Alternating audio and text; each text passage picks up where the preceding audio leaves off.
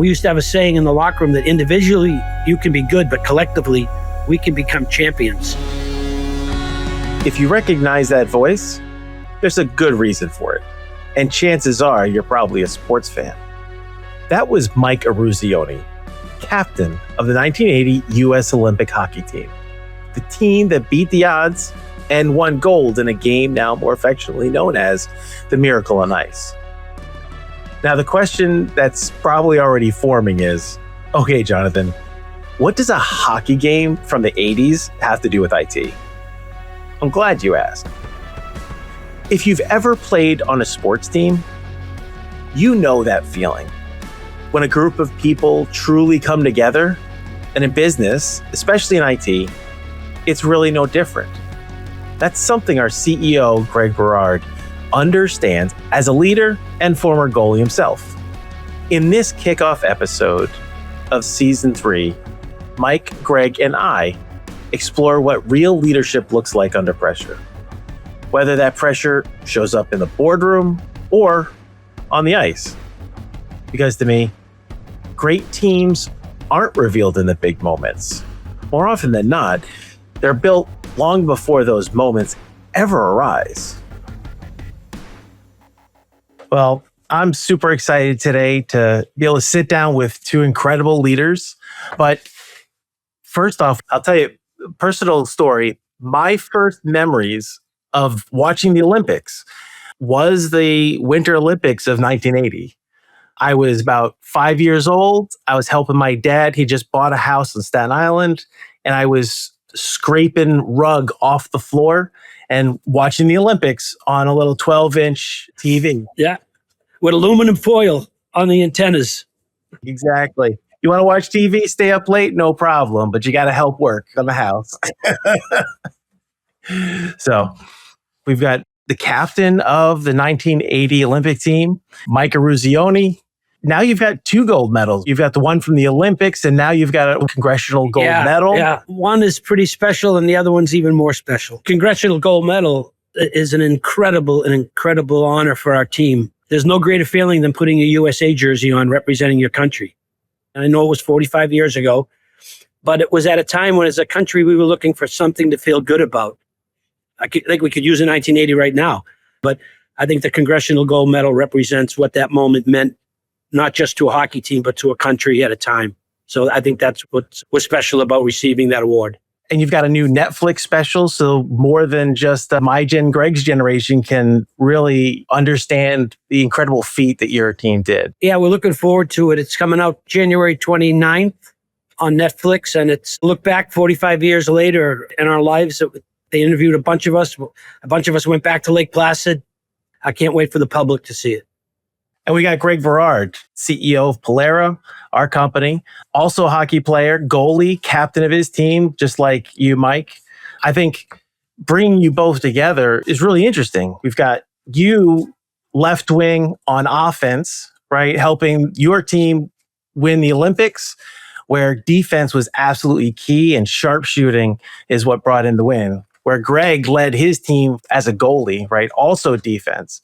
I'm really interested to talk about how leadership has been something for you and how did the two of you cultivate an environment and were able to motivate groups of people, the best of the best, coming together to do incredible things. Mike, you and Herb Brooks, you had to cultivate a belief and a motivation across a group of strong personalities. How did you manage to do that? I've said this many times. You don't just wake up tomorrow and say, today I'm going to be a leader. I think for me, I think it's something that's in you. And maybe it's just how I grew up in a very tight, close-knit family. Values were very important. Hard work was very important. Being a good person, being a good neighbor were important values that I was taught. And I think that's what you have to have, first of all, to be a leader. And I've said this many times as well. It's easy to be nice. You got to really go out of your way to be an ass, to be a jerk. And I think a leader has that quality. And I think the other thing that I talk a lot about when I talk to my own kids is trust and respect. If people don't trust you and if people don't respect you, you're in trouble. And, I'm looking at Herb as a coach, as hard as he was and as demanding as he was, we trusted him and we respected him. So I think that's a quality that I think leaders have to have is a trust and a respect. And the most important quality is being a good person. Greg, double clicking on those ideas, as you brought Pellera together, how did you build trust and respect so that all of the incredible leadership underneath you would move towards understanding the vision that you had and being invested in it? I think Mike touched on a couple of key points, right? Hard work and treating people the right way. I grew up in a family where my father worked 3 jobs to put food on our plates. And he always said he was a janitor during the day and a mechanic at night. But he said it didn't matter who he was working with. He always treated people the right way. And I think I've learned from him over the years. And that's been one of the most important things I've done throughout my career is treat people the right way, regardless of what role they have in the organization. And we've talked a lot since we've come together as one organization about culture. And culture is so important, right? So from day one, we wanted to make people feel part of the journey. We wanted to make sure we were bringing together the leadership team from both Mainline and Converge and bring them together quickly as one organization, one team under Pellera. We wanted to make sure that they were trusting us as leaders. And that went both directions, right? Me coming from Converge and the rest of the leadership team that came from Mainline. We wanted to ensure that we treated our employees the right way and made them feel comfortable that the way we ran our businesses was going to continue. And some of that is working hard and playing hard, right? I talk a lot about work hard, play hard. You need to be able to outwork everyone during the day, but you also have to enjoy it at night together. And we did things early on, like bringing together the teams in New York City, having ping pong tournaments at night after a long day of tough discussions on how the organization was going to look. What was the structure going to look like? And I think to Mike's point, that builds the trust of the people around you. And when you have that trust and you've earned the respect, you can do the right thing moving forward. I think you talked about, too, the culture, how important it is to have that mindset, the understanding. When you're on a hockey team, when you're on an Olympic team, you understand what your objectives are. You understand the goals and how important it is to play together, to believe in yourself, to believe in each other, to sacrifice whatever it takes in order to be the best. And there's no better feeling or place to be when you surround yourself with those type of people. Whether it's, in your case, it's like Greg, it's the workforce. In my case, it was the locker room. To come to practice every day, knowing that everybody in that room was willing to do whatever it takes or took to be successful together, not individually, together. We used to have a saying in the locker room that individually you can be good, but collectively we can become champions. And I think that's a great mindset to have. And for 6 months of training for our Olympic team, that was the culture. That was what we understood every day when you came to practice. It was striving to be the best and to be successful. And when you do it together, there's no greater feeling than doing that. And I think we had a pretty good hockey team, but you would love to have been in that locker room for 6 months with those players. And you'd love to be in the locker room with them today. When we get together today, we're very immature, which drives our wives crazy. But the fun and the respect that we have for each other is part of the culture that you want to have. And we clearly had that in our locker room. And clearly that's what you're striving for with your companies.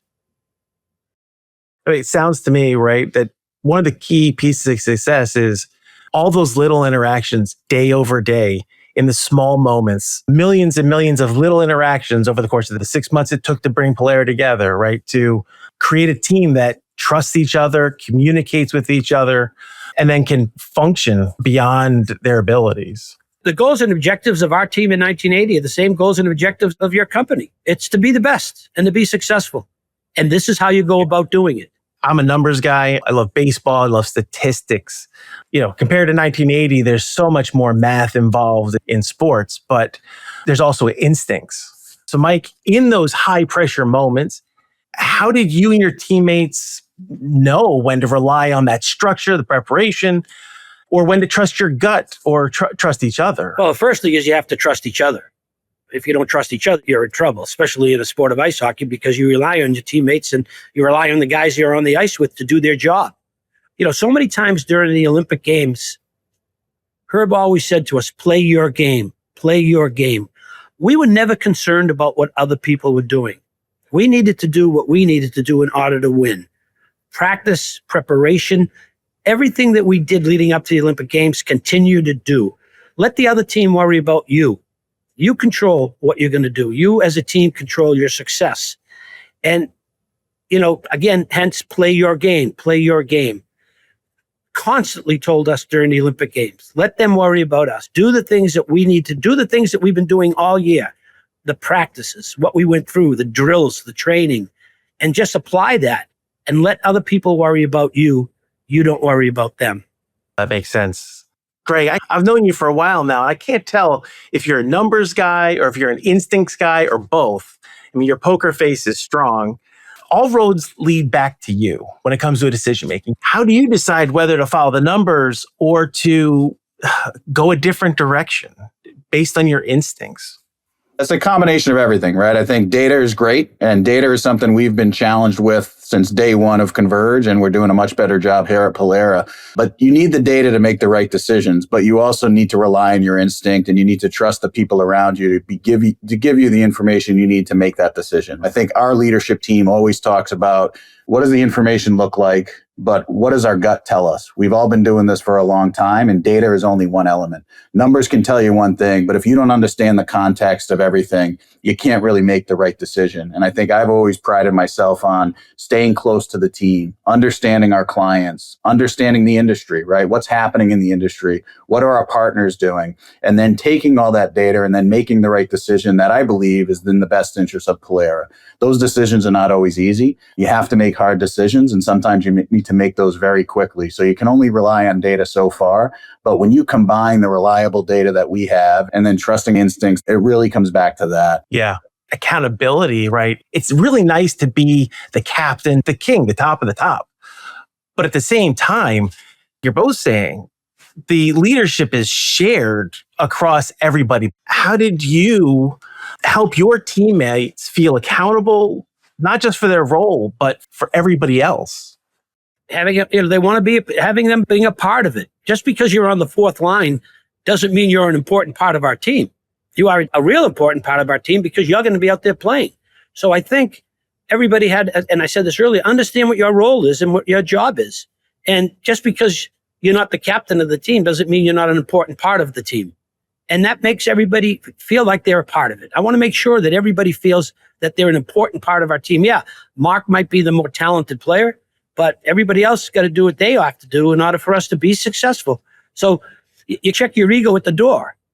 We're all in this together. And I think that's what you understand. And that's what makes a great team. And I'm not a businessman, but I know our hockey team was kind of run like a business because we all had to do what we needed to do in order to be successful. Yeah, Mike, and you hit something that's very important to us, and our leadership team talks about egos all the time, right? And that's what this leadership team did. And I think it stems from the top and filters down throughout the organization. And it's so important that everybody does understand their role. We talk about it all the time in sales. The sales reps are always the heroes, right? They're the ones that everybody talks about, but they couldn't get it done without the technical teams. They couldn't get it done without the sales operations and the finance teams, right? And back to the data point, I mean, giving our employees more data, more access to data is going to allow us to let them make more decisions, but also allow us to hold them accountable. So if they're not making the right decisions and they're not driving the right profitability, then we can hold our leaders accountable. But everybody needs to have a role in that. Everybody needs to understand what their role is in the success of Pellera. And as we come together as one organization and one team, that's truly been something fun to watch. I've never met a team and I've never met a company that's successful because they're lucky. People are successful because they work hard and they're willing to come together as a team to do what you need to do in order to be the best. Yeah. I mean, bringing people together, under high pressure situations like the Olympics, I'm sure there's excitement, but there's also fear. Between the two of you, and we'll start with Mike, how do you channel that fear, that pressure to make something productive and powerful? Fear is a great challenge. If you think you're going to lose, you probably will. If you're going to be afraid, you're in trouble. So if you have fear, embrace it and challenge it. Go after it. Fight it. If I was nervous, I'd challenge me. I'm going to combat you. I'm going to work hard at it. It's something that's never even crossed my mind. Going into the Soviet game, I wasn't afraid. I was excited. I was nervous. I was curious. And I even tell teams when I coach, when you're in a big game, it's still a game. You can't make it bigger than it is. If you make it too big, you're going to make mistakes. And if you're not ready, you're going to get your head handed to you. So you got to go in just prepared and focused and mentally ready for the challenge. But you can't go in afraid. You can't go in scared. Because if you are, now you're looking behind your back. Now you're looking over your shoulder. You don't want to be in that position. Indeed. I'm curious though, Greg, what are some of the things that you do to help your leaders anchor on the purpose that you've got them driving towards instead of getting consumed by pressure from outside? I always say bring it back to the basics. And that's a couple of things. Number one, our business is built on relationships. We need to remember all the relationships we have. We need to remember to leverage them at the right time, right? And leverage the team around us. If you're not working well together and you're not leveraging that team in the right capacity, you're not going to be successful. So we need to continue to expose our clients to the technical skills we've built up, to the great teamwork that we see internally, and make sure our clients and our partners are seeing that as well. Mike talked about they put in 6 months together as a team, working day in, day out. From our standpoint, our technical resources, our leadership have been exercising their skills day in and day out for their entire career. Mike, if you think to those quiet moments with your team over those 6 months, where do you think leadership really showed up when nobody was watching? I think probably every day in practice. Little things separate good teams from great teams, and little things separate good business from great business. And little things are the sacrifices that you make that people don't see. In a hockey team, for us, for 6 months, coming to practice every day, working together, doing the little things that made us better. And I think, to me, that's the mindset of a hockey player. You realize how important the little things are and focus on the little things, whether it's your penalty killing, whether it's your forecheck, whether it's your back checking. It's not about everybody scoring goals every time. It's about the little things that give you the opportunity to score goals. Greg, do you want to share any of your secret sauce? What are some of the little things that you invested in and continue to invest in that has helped us get where we are today?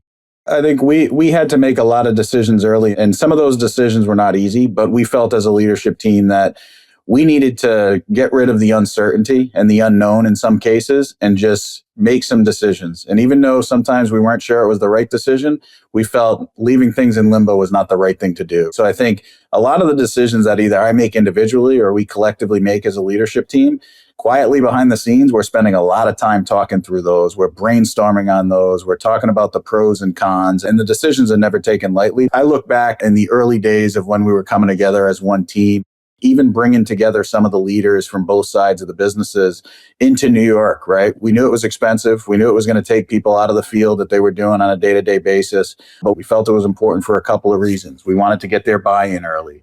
We wanted to make sure they felt part of the process, part of the journey. And we wanted to get champions out there on both sides of the business to make sure everybody was coming together as one organization and one team. Some may look back on that and say that's an easy decision, but we also disappointed people that weren't in the room with us in New York City. Why wasn't I there? Why aren't I part of that, right? But I think the biggest decision we made as a leadership team was making a decision on what's our name going to be, right? Are we going to stay Converge? Are we going to be Mainline? Are we going to come together and create a whole new brand and logo? And that's what we decided to do. We felt it was really important to come out with the Pellera name and build a journey around the momentum. And that decision wasn't easy. We knew our clients weren't going to be happy because it means more paperwork and more administrative work on their end. We knew our employees had just gone through it many times, but we really wanted to set something that everybody could rally behind, right? And we knew if we executed it right, we would really create the momentum in the marketplace. We would create the momentum as an organization. And I think we've seen it all happen in real time, right? I think about Mike and the Team USA and bringing together all these kids from different colleges, but uniting around Team USA. And I think I've been really proud of seeing all of the companies that we've acquired, seeing the Mainline teams, the Converge teams, all rally behind Pellera. And seeing that has been, I think in the industry, has been really exciting to watch. And I think as we move into 2026, it's going to be even more exciting to see what we can accomplish as one Pellera. So I'm excited for what lies ahead for us. And I know there's a lot of good things happening for Team USA as well this year. So that was the biggest decision. And I think it was the right decision. And looking back, I'm proud of what we did. You know, Greg, you're talking about one of the things that I talk a lot about too is sacrifices. You talked about the 3 jobs your dad worked. My dad worked 3 jobs. Part of it was so I could play ice hockey, never thinking it would be what it became, but it did. People who are successful, they make sacrifices. And I think when you look at successful teams and again, successful companies, it's the sacrifices that people make, which are the little things that lead to success. Sacrifice with the underpinning of trust between everybody, right? That you're making the sacrifice for the right decisions. And then that's what everybody is doing, right? There's that transparency, there's that unity because of good communication and a clear vision. This has been an incredible conversation. Mike, I do have to ask, we've got obviously year of the Olympics here right now, and I understand you'll be heading to see some of the games out there. Any predictions for us? Who's going to be in the top three? I won't make you pick a winner, but who's the top three? Well, the top three should be U.S., Canada, and Sweden. But I'm excited about the opportunity. Yes, I will be there for the last 5 days. Right now, I don't plan on going over earlier, but I will be there rooting our team on. And I got to know a lot of the players. Obviously, there are 5 players on the team that play at Boston University, where I played and where I work. So I'm excited for them. And as I told the team, I was part of the 4 Nations tournament they recently had. I was the honorary captain. And I told the players, do me a favor. When you go to Milan, please win a gold medal and people will leave me alone. It's over. It's ended. Don't call me anymore. But I'm excited. I think the U.S. has an unbelievable chance to win. We've got some great players, and so does obviously Canada. But I think this team can do it. I really do. I think the goaltending is the difference, and I'm hoping they can do something that's special. So like I told you, don't call me anymore. Call them. Well, as a goalie, I think goaltending makes a huge difference as well, and I'm excited about what Team USA brings to the table. After talking with Mike and Greg, I'm feeling ready to lead a team and oddly motivated to catch the next Rangers game at the Garden. One thing that kept coming up in this conversation is this: talent. It's never the deciding factor on its own. Now, in tech, talent gets talked about a lot. And look, I'm not here to argue that it doesn't matter. The 1980 team had talent. I see incredible talent in the people I get to work with every day. But what actually holds everything together is trust. Without trust, data doesn't matter. Strategy doesn't matter. And skill doesn't scale. So take it from Mike and take it from Greg, and honestly, take it from me. If you want to build a great team, focus on trust. Focus on accountability. Because when those are in place, talent doesn't just show up, it thrives. And sometimes it even thrives right here at the edge of IT. Thanks for listening. Wanting to update your hockey memorabilia after this episode? Visit Mike Eruzione's team shop online and use the code Pellera10 to get 10% off. Find the details in the show notes. If you enjoyed this episode, and I hope you did, be sure to follow the show wherever you listen. We're gearing up for an incredible season, and I hope you'll join us for the ride.